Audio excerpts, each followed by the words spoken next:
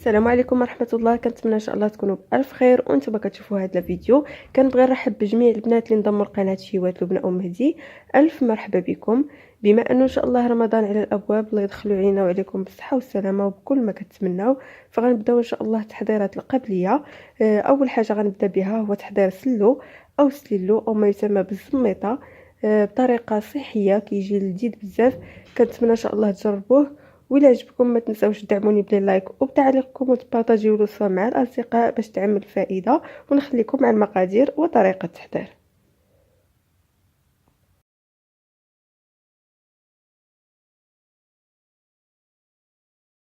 وغنبداو على بركه الله. اول حاجه غنحمروا الدقيق.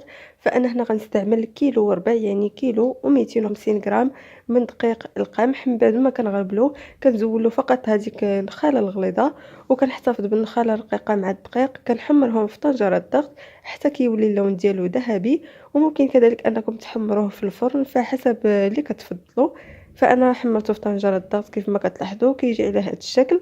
غنحتاج كذلك 250 غرام من دقيق الشعير. يعني من بعد ما كنغربلو مزيان كنزولو النخاله، كنحتفظ بالدقيق وكنحمرو في الطنجره، يعني في طنجره الضغط اي الكوكوت حتى كيصبح على هذا الشكل وكنغربلو.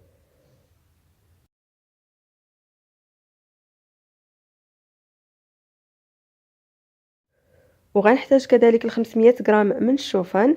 بالنسبه كيكون على هذا الشكل كيتباع في المحلات التجاريه الكبرى. فانا حمرته في طنجره الضغط. من بعد ما تحمر فكنطحنو وكنغربلوه حتى كيصبح على هذا الشكل كيف ما كتلاحظوا على شكل دقيق. غنحتاج كذلك الكيلو من اللوز. بالنسبه ل 500 غرام فغادي يعني نصف الكميه غادي نحمرها في طنجره الضغط. من بعد غادي نطحنها في الطحانه حتى كتولي على شكل بخاليني. كنطحنوها 3 مرات تقريبا حتى كتصبح على هذا الشكل. نصف الكميه الاخرى يعني 500 غرام الاخرى غادي نسلقها في الماء ونزول ليها القشور. من بعد غندخل نوضعها في صفيحه اللي كتدخل الفرن، وغادي ندهن الحبات ديال اللوز بزيت المائده، وغادي ندخلو للفرن حتى كيتحمر. من بعد غادي نطحنو في الطحانه ديال المطيشه حتى كيولي على هذا الشكل كيف ما كتلاحظوا على شكل لوز كونكاسي. هنا كيف ما كتلاحظوا معايا عندي كيلو من الزنجان. من بعد ما حمرته في طنجره الضغط بالنسبه لنصف الكميه اي 500 غرام فغادي نطحنها حتى كتولي على شكل بخاليني. ونصف الكميه الاخرى كنحتفظ بها على هذا الشكل. غنحتاج القليل من الملح، القليل من المسكه الحره. من بعد ما كنطحنها مع القليل من سكر سنيده. وغنحتاج ملعقه كبيره من النافع البستاني، ملعقه كبيره من القرفه، وملعقه كبيره من حبه حلاوه. وهنا عندي عسل التمر اللي يعني جهزته في البيت كيف ما كتلاحظوا كيكون على هذا الشكل. وممكن انكم تستعملوا اي عسل متوفر عندكم.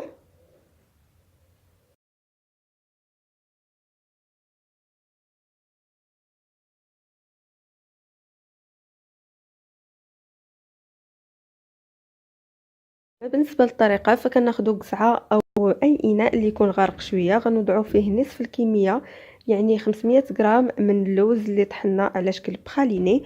وغنضيفوا كذلك نصف كيلو اي 500 غرام من الزنجلان اللي طحناه كذلك على شكل بخاليني.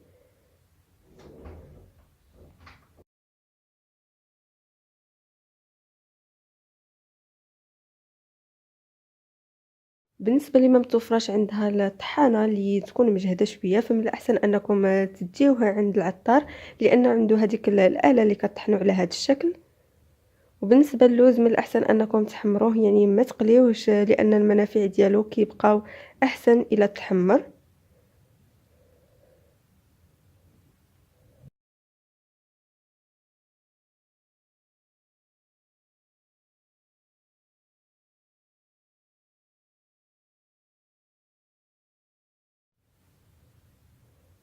غنضيف ملعقه كبيره من حبه حلاوه. من بعد ما كنطحنوها من الاحسن ان حبه حلاوه مع النافع ما تضيفوش كميه كثيره، فقط ملعقه كبيره مملوءه. غنضيف ملعقه كبيره مملوءه من النافع البستاني، ملعقه كبيره من القرفه المطحونه، القليل من المسكه الحره، والقليل من الملح.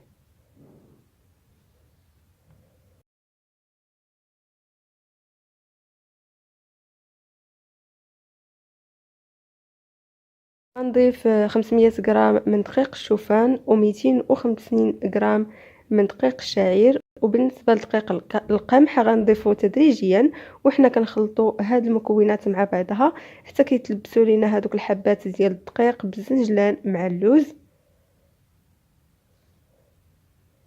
فكنحاولوا نخدموه جيدا. وبالنسبه اللي عندها القزعه حرشه فغتعاونها احسن من هذه اللي كتكون على هذا الشكل اللي كتكون رطبه.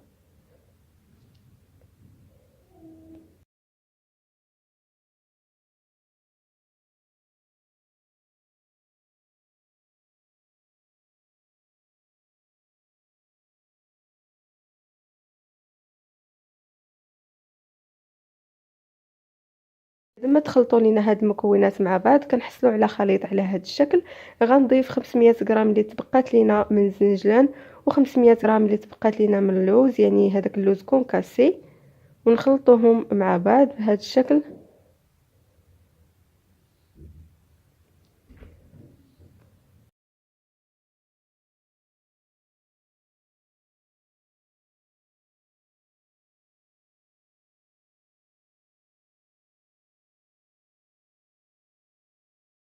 هنا غنضيف العسل تدريجيا، يعني عسل التمر وحنا كنخلطو مع باقي المكونات.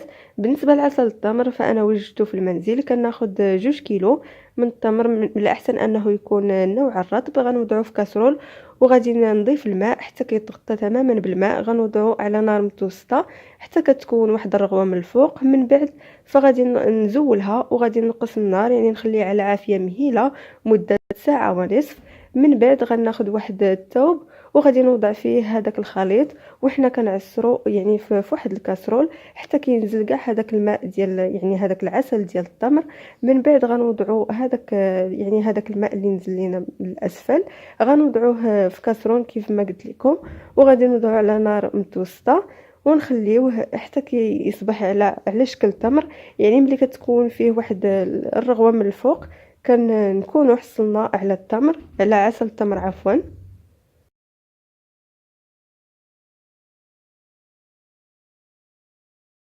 بالنسبه للكميه اللي خرج ليا تقريبا 500 مليلتر. هنا من بعد ما كيتخلطوا لنا هاد المكونات مع بعضها فغادي ناخذ طبسيل اخر كيف ما كتلاحظوا. غنوضع فيه كميه قليله من الخليط لانه كيف ما كتلاحظوا عندي فيه واحد الكريات. من الاحسن انكم تخدموه بين يديكم بهذا الشكل حتى كيتخلط تماما. انا غنضيف القليل من زيت الزيتون. بالنسبه اللي ما بغاش يضيفها فكيكتفي فقط بعسل التمر. غنستمر بهذه الطريقه حتى نكمل. واللي عندها القزعه شويه حرشه فغتسهل عليها هذه العمليه، يعني غيتخلط ليها الخليط يعني بسرعه.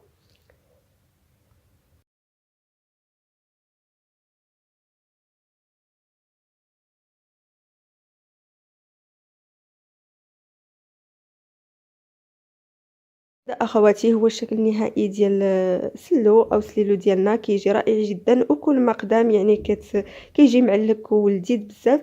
نتمنى ان شاء الله تجربوا هذه الوصفه لان هذاك العسل ديال التمر كيعطيه واحد المذاق رائع جدا وواحد النكهه رائعه. وكيعطيكم كذلك الطاقه والحيويه في شهر رمضان الكريم. كنتمنى ان شاء الله تجربوا هذه الوصفه وتعجبكم وتبارطاجوها مع الاصدقاء والعائله. والا كنتوا اول مره كتزوروا القناه فما تنساوش تضغطوا على المربع اللي اسفل الفيديو وتفعلوا الجرس للتوصل بكل جديد. ونخليكم ان شاء الله والى فيديو قادم باذن الله.